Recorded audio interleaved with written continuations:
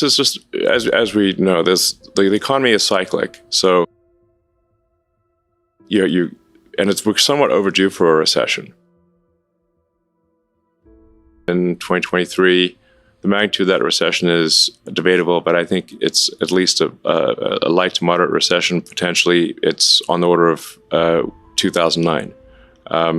So I think it's wise to kind of like prepare for the worst, hope for the best, prepare for the worst.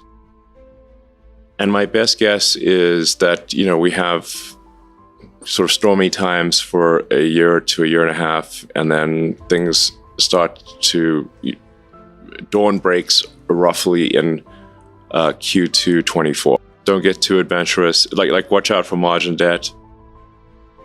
And, from a cash standpoint, keep powder dry. Or if I were to guess, that's like my best guess. Recessions don't, like booms don't last forever, but neither do recessions. And it's a 14-year boom, so a 6-quarter recession seems like that might actually balance out. The last time it was 4 or 5 quarters. You can get some pretty extreme things happening in a down market. Like Brett Johnson, who was a CFO, who is a CFO of SpaceX, was at Broadcom in 2000.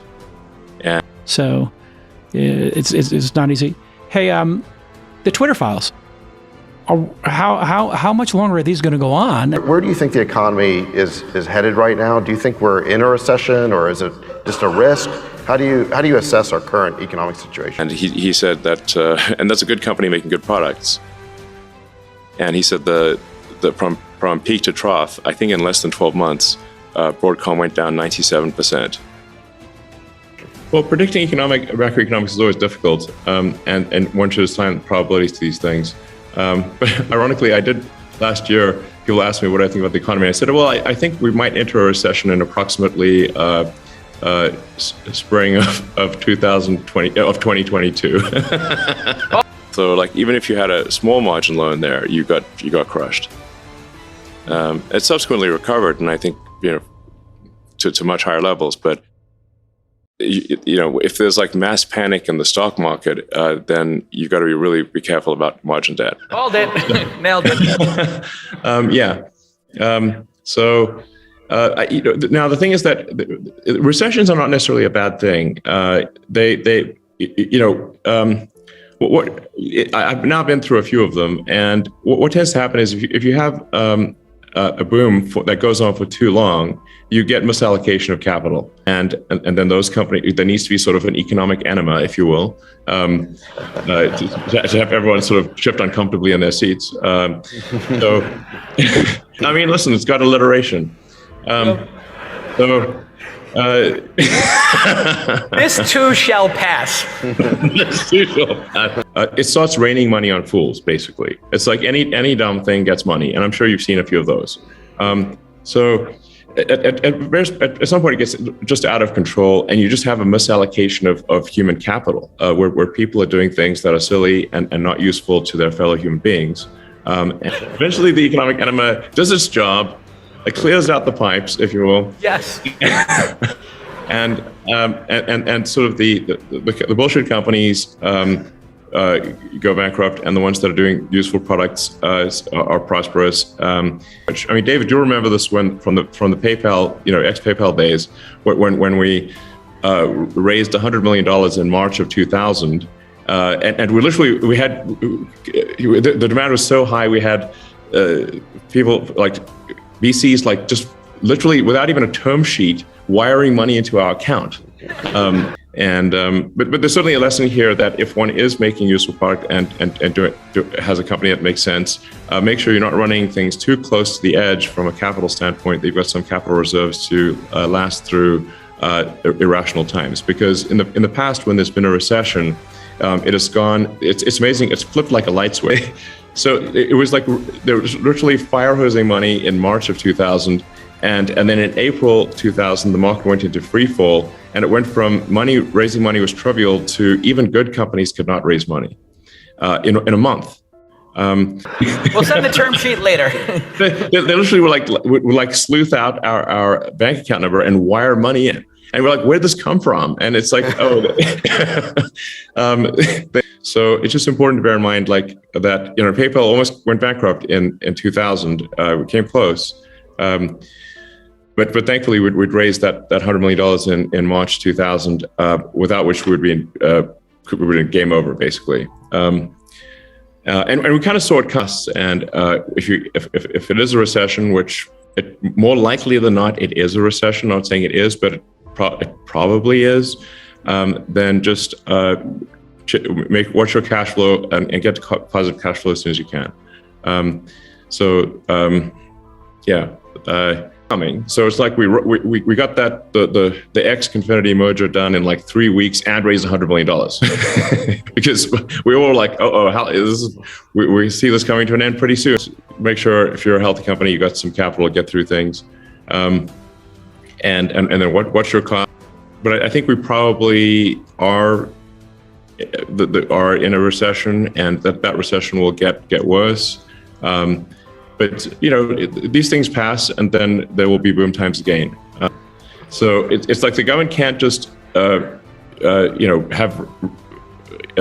issue checks far in excess of revenue without there being inflation. Velocity of money held constant. So unless there's something would change with velocity of money, but it's just if the federal government writes checks, they never bounce. So it'll probably be some tough going for, I don't know, a year. Maybe 12 to 18 months is usually the amount of time that it takes for a correction to happen.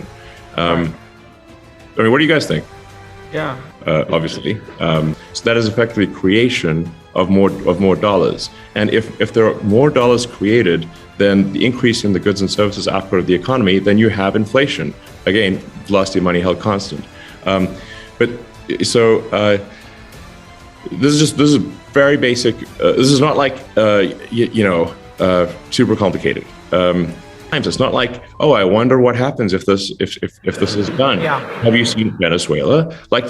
The poor people of Venezuela have been just run roughshod by their government, and so obviously you can't simply create money. The true economy is very important. The true economy is the output of goods and services. And if the government could just issue massive amounts of money and deficits didn't matter, then why don't we just make the deficit 100 times bigger? Okay, yeah. The answer is you can't, because it will basically turn the dollar into something that is worthless.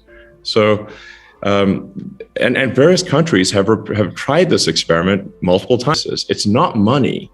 It's literally, what is the output of goods and services? Money is simply a way for us to, or anything that you call money, is a way for us to conveniently exchange goods and services without having to engage in barter, and also to shift obligations in time. Those are the two reasons that you have money. This thing, money, and I think it helps explain why one money system is, or why one action is better than another. And so, if the money, you just like an internet connection, you'd want something that's high bandwidth, low latency and jitter, and is not dropping packets, does not have a lot of errors in the system. Called money. It's really a database. Money is an information system for labor allocation and for exchange of goods and services and for translating in time. And the quality of that information is a function of, it's like you can apply information theory to, and the same is true of money. You want, and really, like you said, what did PayPal really do? That it helped improve the bandwidth, the speed at which money could move. Instead of mailing checks back and forth, which amazingly that was what people did in 2000. The ultimate thing that with PayPal, or if it sort of was in the X.com, sort of went less sort of niche payments and more sort of broad financial, would be to simply disintermediate all the heterogeneous COBOL databases out there running on mainframes doing batch processing, and have a single real-time system that was secure and not batch processing, you could now do real-time exchange of money, and now you could ship your goods immediately instead of mailing a check and waiting for the bank to clear the check. And so it would just be, from an information standpoint, more efficient, and eventually it would, all the batch processing COBOL mainframes operated by the banks would cease to exist. You've spent more time and built more in China. An economic competition that so. Like, do your Tesla China employees work some meaningful percentage? So the Tesla work ethic in the U.S., I think, is substantially greater than any other car company or any large manufacturing company that I'm aware of. That I think will blow people away, and when they realize just how competitive they have to be competitive with companies in China. It's very difficult. Tesla is competitive. But Tesla is competitive because we have an awesome team in China. But to be totally frank, the work ethic is exceeded on balance by the Tesla China team. Tesla does have a strong work ethic in the U.S. That is, I think, objectively true. So.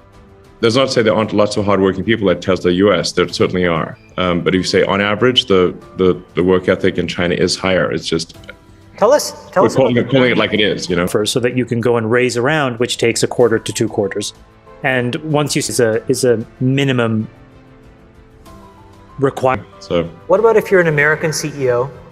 How do you deal with, you think, now or extend runway to Q1 2025? And there 25.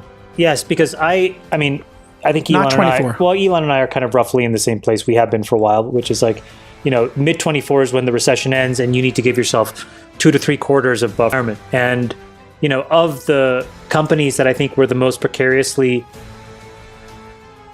positioned, there was 5 of them that got their acts together and really did it. But these are all CEOs of companies that, if I said them, you would know some of them. But I do agree with David. I think the CEO that Friedberg, best CEO 2022. Friedberg, best investor for you 2022. Same. I had Druckenmiller. I indicated that he's been doing interviews pretty much every quarter for the last 2 years, and he's been pounding the table, telling everyone what's going to happen, and it all happened. The bullet. So maybe publicly what I would say is, the CEO of Klarna deserves a huge medal for having the courage to do it before anybody else did. The CEO of Checkout.com just took a huge write down. These CEOs are making sure their companies survive. He's renowned for how big the bets are that he makes, and how quickly he can change his mind when he's wrong and make another big bet and still get himself out of the hole. He's incredible. So I definitely give it to Stanley Druckenmiller this year. And he even told people the trades in mid-2021.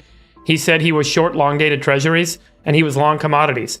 And if you had put those 2 trades on at that time and held them to today, you would have made a fortune. And so I think he's extraordinary in his ability to kind of see macro in a way that others don't, but also to take extremely brave action with his portfolio.